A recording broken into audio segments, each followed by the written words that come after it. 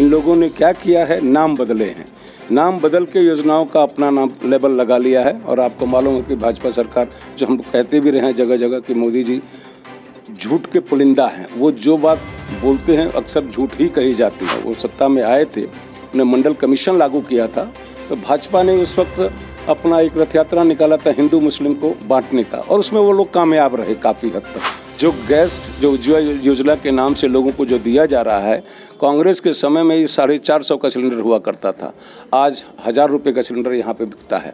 हमारा ही पैसा, हम लोगों का ही पैसा, किसानों का पैसा ही लेके सरकार उसको किसानों को देने का काम कर रही है, लोगों को, गरीब लोगों को बांटने का काम करती है, लेकिन ये नहीं, वो बरगला रही है लोगों को। आज मुझे नहीं लगता कि कोई ऐसा काम भाजपा ने किया हो जिस पे हम गर्व कर सके कि पिछले 15-10 सालों में, 7.5 साल हुए हैं, 7-7.5 सालों में उन्होंने कोई ऐसा कार्य किया हो जिस पे हम गर्व कर सके। सरकारी राशन आता है, सरकारी चीज़ों को यूज़ करते हैं, तो उनको बाज़ार का पता कैसे लगेगा, भाव क्या। अगर वो खुद जाके बाज़ार से चीज़ें खरीदते तो उनको पता लगता कि तेल का भाव क्या है। मुझे लगता है उनके घर में खाना नहीं बनता है, वो अपनी अगर पत्नी से पूछेंगे तो वो बताएंगे कि महंगाई का क्या।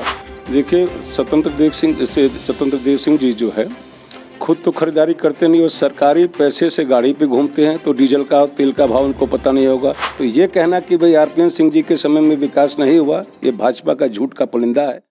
और आज हमारे साथ कांग्रेस के वरिष्ठ नेता नागेंद्र सिंह जी हैं, उनसे बात करेंगे और वाकई में जानेंगे प्रदेश में कांग्रेस की क्या भूमिका है और फाजिलगंज विधानसभा में कांग्रेस कितनी मजबूत है और जनता के बीच में क्या सोच है कांग्रेस को लेकर। सबसे पहले तो सर आपका हम स्वागत करते हैं अपने चैनल पर। जी, आपका भी स्वागत है अनुराग जी, और आप हमारा इंटरव्यू ले रहे हैं, बड़ी खुशी की बात है। सर, शुरुआती मेरा प्रश्न यही है, आप कुशीनगर जनपद में हैं, विधानसभा फाजिलनगर है, कितनी सर मजबूत स्थिति है कांग्रेस की आपके विधानसभा में और कुशीनगर में? देखिए, फाजिलनगर विधानसभा का जहाँ तक ताल्लुक है, वैसे तो आपको मालूम है आरपीएन सिंह जी कुशीनगर जिले में सांसद रहे हैं और उनके कराए हुए कामों को आज भी लोग याद करते हैं, इसमें कोई दो राय नहीं है। जहाँ तक हम बात करेंगे फाजिलनगर विधानसभा की, तो फाजिलनगर विधानसभा का जो कांग्रेस की जो स्थिति है बहुत अच्छी रही है पिछले टाइम पे, लेकिन हम लोगों की, यूँ कहिए कि हम लोगों की कुछ नेतृत्व की कमी रही कि पीछे जैसे 2017 में गठबंधन हो गया, कोई चुनाव नहीं लड़ पाए कार्यकर्ता। उससे पहले 2-3 बार जो चुनाव हुए उसमें दूसरे दलों से आए हुए लोगों को टिकट मिला और वो चुनाव लड़े और फिर पार्टी छोड़ के दूसरे दलों में वापस चले गए। इससे हमारे कार्यकर्ताओं का मनोबल टूट गया। लेकिन इसके बावजूद भी यहाँ पे शशि शर्मा जी पहले चुनाव लड़ा करती थी, उनका 20 से 21 हज़ार वोट मिला करता था, और आज भी कांग्रेस का वोट यहाँ पे बहुत अच्छा है। बस वजह क्या है कि हम लोग उस मुद्दों को, या हम एक नेतृत्व नहीं दे पाए अपने फाजिलनगर विधानसभा में।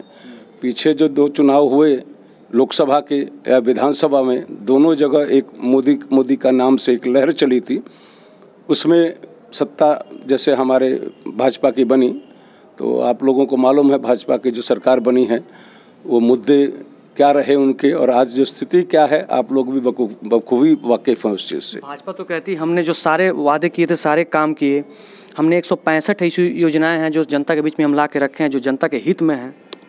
जितनी भी योजनाएं आप बता रहे हैं, ये सारी योजनाएं कांग्रेस की देन है, कांग्रेस के शासन से ही योजनाएं चली आ रही हैं। बस इन लोगों ने क्या किया है, नाम बदले हैं, नाम बदल के योजनाओं का अपना नाम लेबल लगा लिया है। और आपको मालूम है कि भाजपा सरकार, जो हम कहते भी रहे हैं जगह जगह कि मोदी जी झूठ के पुलिंदा हैं, वो जो बात बोलते हैं अक्सर झूठ ही कही जाती है। वो सत्ता में आए थे, उन्हें मंडल कमीशन लागू किया था, तो भाजपा ने उस वक्त अपना एक रथ यात्रा निकाला था हिंदू मुस्लिम को बांटने का, और उसमें वो लोग कामयाब रहे काफ़ी हद तक। क्योंकि याद होगा जो 2 सीटें हुआ करती थी भाजपा की, आज 300 से ऊपर की सीटें ले आए हैं। तो ये हिंदू मुस्लिम के वोट की राजनीति करते हैं। गैस दिया, उज्ज्वला योजना के तहत उन्होंने आवास दिया, उन्होंने शौचालय दिया, गरीब किसानों को जो है किसान सम्मान निधि दिया, तमाम सारी ऐसी योजनाएं दी जो किसी अन्य सरकार ने नहीं दिया। उस दम पे वो वोट पाए, उस दम पे उन्होंने जीते हैं और अगले भी बार 350 से ज़्यादा वो सीट पाएंगे। देखिए, जहाँ तक जो योजनाओं की बात है, उज्ज्वला योजना या और जो चीज़ें देने की बात, ये कांग्रेस की देन, कांग्रेस ही लाई थी लोगों को उज्ज्वला योजना के नाम से, इन्होंने नाम बदल के दिया। जो गैस जो उज्ज्वला योजना के नाम से लोगों को जो दिया जा रहा है, कांग्रेस के समय में ये 450 का सिलेंडर हुआ करता था, आज 1000 रुपये का सिलेंडर यहाँ पे बिकता है।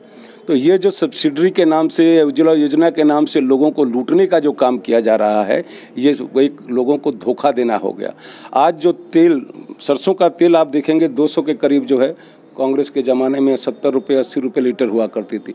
हमारा ही पैसा, हम लोगों का ही पैसा, किसानों का पैसा ही लेके सरकार उसको किसानों को देने का काम कर रही है, लोगों को, गरीब लोगों को बांटने का काम करती है। लेकिन ये नहीं, वो बरगला रही है लोगों को कि भाई उन्हीं का पैसा है। 10 रुपये की चीज़ को हम बाज़ार में, मान लीजिए जैसे आपने देखा होगा 2-2 हज़ार कुछ लोगों के खाते में जमा हो रहे हैं, तो 2,000 देने के बाद वही सामान लोग जो है कम से कम 5,000 में खरीद रहे हैं। लोगों की जेब से दुगना पैसा जा रहा है। ये लोगों को हमको समझाने का काम करना है, और हम समझाने में काफ़ी हद तक सफल भी रहे हैं और समझा भी रहे हैं। इसलिए हमें उम्मीद है कि अगली सरकार कांग्रेस की बनेगी, भाजपा की सरकार नहीं बनेगी। भाजपा के प्रदेश अध्यक्ष जो है कहते हैं, स्वतंत्र देव सिंह जी जो है, कि देश में महंगाई नहीं है, प्रदेश में कोई महंगाई नहीं है। मुझे लगता है उनके घर में खाना नहीं बनता है। वो अपनी अगर पत्नी से पूछेंगे तो वो बताएंगे कि महंगाई का क्या, क्योंकि जो है भाजपा जो है सिर्फ हिंदू मुस्लिम की राजनीति करती है, और आज भी उसी हिंदू मुस्लिम के लोगों को धर्म के आधार पर बांट के चुनाव जीतना उनका काम है। लोग बहकाव में आ जाते हैं, हिंदू मुस्लिम के नाम पे वोटों का बंटवारा हो जाता है, इसलिए वो सत्ता में आ जाती हैं। आज मुझे नहीं लगता कि कोई ऐसा काम भाजपा ने किया हो जिस पे हम गर्व कर सकें कि पिछले 10 सालों में, 7.5 साल हुए हैं, 7 सालों में उन्होंने कोई ऐसा कार्य किया हो जिस पे हम गर्व कर सकें और ये कह सकें कि भाजपा ने इस देश के लिए या खास तौर पर उत्तर प्रदेश के लिए कोई ऐसा काम किया है जिसके हम गर्वान्वित महसूस करें। प्रदेश अध्यक्ष स्वतंत्र देव सिंह जी कहते हैं कि प्रदेश और देश में कोई महंगाई नहीं है। देखिए, स्वतंत्र देव सिंह जी जो है खुद तो खरीदारी करते नहीं, और सरकारी पैसे से गाड़ी पे घूमते हैं, तो डीजल का तेल का भाव उनको पता नहीं होगा। सरकारी राशन आता है, सरकारी चीज़ों को यूज़ करते हैं, तो उनको बाज़ार का पता कैसे लगेगा भाव क्या। अगर वो खुद जाके बाज़ार से चीज़ें खरीदते तो उनको पता लगता कि तेल का भाव क्या है, चावल का भाव क्या है और दाल का भाव क्या है। ये चीज़ें तब पता लगती, तब उनको महंगाई का ज्ञान होता जब अपनी जेब से खर्च कर रहे होते। चूँकि सारा उनका खर्चा सरकार के ऊपर चल रहा है, इसलिए उनको महंगाई कहाँ लगेगी। लेकिन जो गरीब जनता जो अपने पैसों को खर्च करके मेहनत और अपने पसीने की कपाई से जो खर्चा करती है और जो खरीदारी करती है, उसको एहसास होता है कि महंगाई क्या है। तो उन लोगों को तो पता ही नहीं है। फिर भी सर, प्रदेश में संगठनात्मक बहुत कमजोरी है आपके पार्टी में, जो है कमज़ोर संगठन है आपका, सदस्य भी उनके ज़्यादा हैं, उनके लोग भी, कार्यकर्ता ज़्यादा हैं, तो आखिर इसको कैसे सर मैंडेट में लाने की कोशिश करेंगे आप? देखिए, हम लोग लगे हुए हैं कोशिश। ये तो सच है कि हमारा कांग्रेस का संगठन कमज़ोर है, उसमें कोई दो राय नहीं है। लेकिन जो सत्ता होती है, सत्ता के साथ लोग जुड़ते हैं, और हम लोग 32 सालों से सत्ता में नहीं रहे हैं, और इसका खामिखाजा हमारे कार्यकर्ताओं ने भी उठाया है।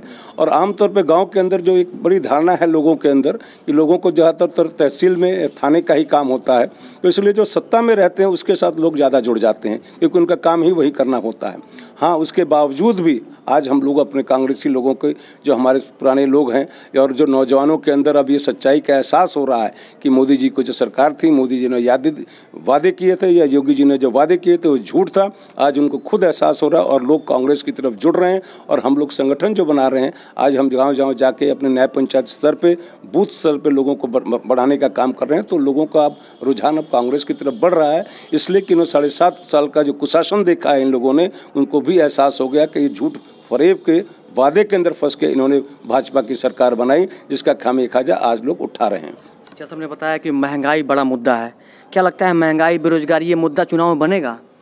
देखिए, महंगाई और बेरोजगारी, क्योंकि आज आपको मालूम है हिंदुस्तान के अंदर 60% से ज़्यादा नौजवान हैं, अगर उस तादाद के हिसाब से देखा जाए तो, और बेरोजगार दिन पे दिन बढ़ता गया। कुछ बेरोजगारी तो मोदी जी ने नोटबंदी करके दे दी, उसके बाद कुछ बेरोजगारी तो हम लोगों की आपकी कोरोना ने दे दिया, और कुछ बेरोजगारी जो है मोदी सरकार ने लोगों का रोजगार छीन के दिया, जो कि आप प्राइवेटाइजेशन जो उन्होंने शुरू कर दिया है। हमारे रेलवे बेच रहे हैं। हमारा कहना है कि प्राइवेटाइजेशन से देश का विकास होगा। अगर देश का विकास होता तो उस वक्त आपको याद होगा जब देश आज़ाद हुआ था हमारा, तो जितना प्राइवेटाइजेशन था उसको स्वर्गीय इंदिरा गांधी जी ने उसको सबका निजीकरण किया और सरकारी संगठन के रूप में उसको आगे बढ़ाया। तो ये देश हमारा इतनी तरक्की करने करा आज तक। लेकिन चूंकि मोदी जी के जो मित्र लोग हैं वो बड़े बड़े उद्योगपति हैं। और आपको मालूम होगा कि जितने भी टेंडर या जितने भी विभाग हैं अगर जो दिए जा रहे हैं आज की डेट में, तो वो अदानी और अंबानी को ही दिए जा रहे हैं। कि राजनीतिक जीवन से भी बात करेंगे। छात्र जीवन आपने जो है जीबी पंत यूनिवर्सिटी, जैसा आपने बताया कि वहाँ से शुरुआत की आपने, कब आपको एहसास हुआ कि आपको कांग्रेस में जाना है या कांग्रेस की राजनीति आप चुनना पसंद करेंगे, या ऐसा कैसे आपने चुना और क्या सोच के आपने कांग्रेस को ज्वाइन किया? देखिए, हम छात्र राजनीति से जुड़े हुए थे और उस वक्त कांग्रेस सरकार जो है, और हम लोगों का जो मानना था कांग्रेस ही सरकार सेकुलर सरकार थी जो हर धर्म और हर जाति के लोगों को साथ लेके चलती आई है। उसकी विचारधारा हमको पसंद थी। हमारे परिवार के लोग भी कांग्रेस पार्टी से जुड़े हुए थे। हमारे दादा, नाना, चाचा, बहुत से लोग कांग्रेस पार्टी से जुड़े हुए, कई पुश्तों से जुड़े हुए थे। तो हमारी भी सोच कांग्रेस की ही विचारधारा से जुड़ी हुई थी। इसीलिए हमने उस वक्त दिल्ली के अंदर अपना पहला चुनाव लड़ा था छात्र संघ का अध्यक्ष के रूप में, जो बहुत अच्छे मार्जिन से हमने जीत हासिल किया था वहाँ पर। और उसमें हमारे उस वक्त कांग्रेस के ही सपोर्ट से, कांग्रेस के ही बैनर से हमने उस वक्त चुनाव लड़ा था। हालांकि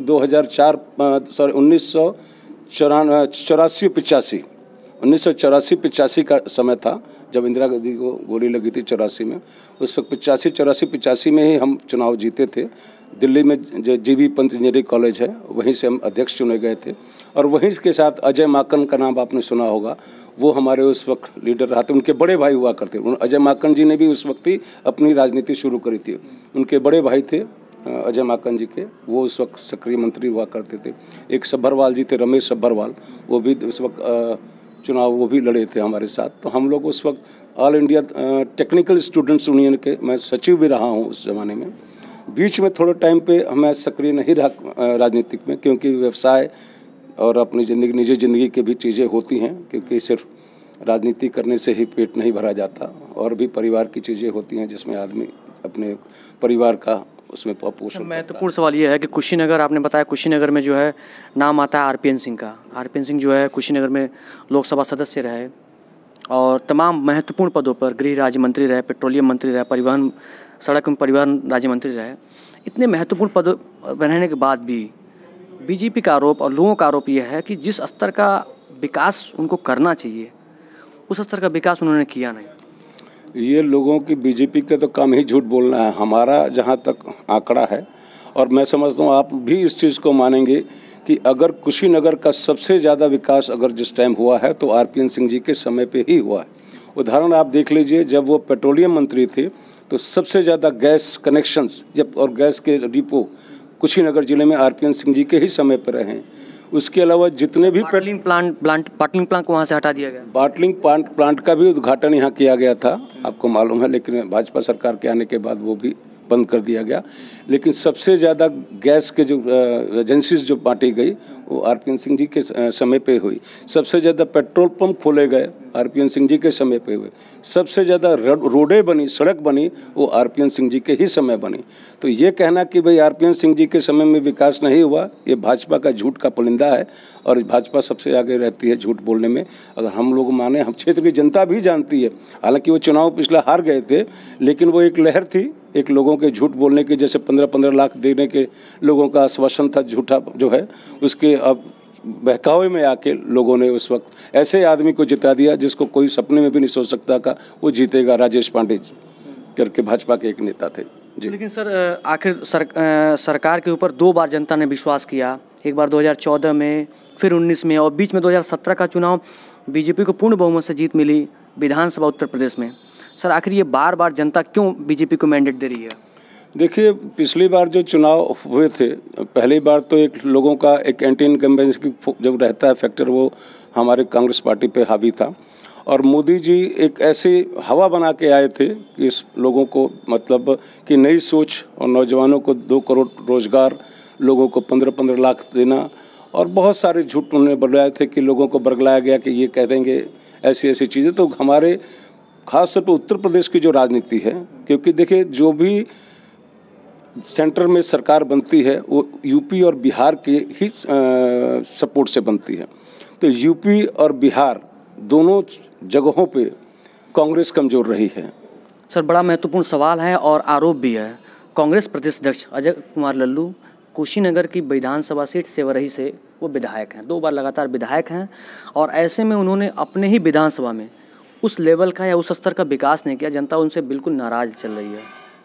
देखिए, अजय लल्लू जी हमारे अध्यक्ष जो हैं, आपको मालूम है उनको प्रदेश का अध्यक्ष बनाया गया है। वो 403 विधानसभाओं को देख रहे हैं और वो जी जान से लगे हुए हैं इस प्रदेश में कांग्रेस को दोबारा पुनर्जीवित करने के लिए। आपको मालूम है कि आज की डेट में अगर कोई विपक्ष की भूमिका निभा रहा है तो सिर्फ कांग्रेस निभा रही है भाजपा के खिलाफ। और जहाँ तक जिले की बात है, उनकी विधानसभा की बात है, तो अजय लल्लू जी पूरे तरीके से उसको विधानसभा में कार्य करने की कोशिश कर रहे हैं। चूँकि विपक्षी दल क्योंकि सत्ता में नहीं है, इसलिए जो भाजपा की सरकार उनके हर प्रोजेक्ट को जो वो शुरू करना चाहते हैं उसको में टांग अड़ाती है, उसको रोकने का काम करती है। उसके बावजूद भी आज हमारे अध्यक्ष जो हैं अजय लल्लू जी पूरे जी जान से लगे हुए हैं उस जिले का और अपने पूरे विधानसभा का विकास करने के लिए।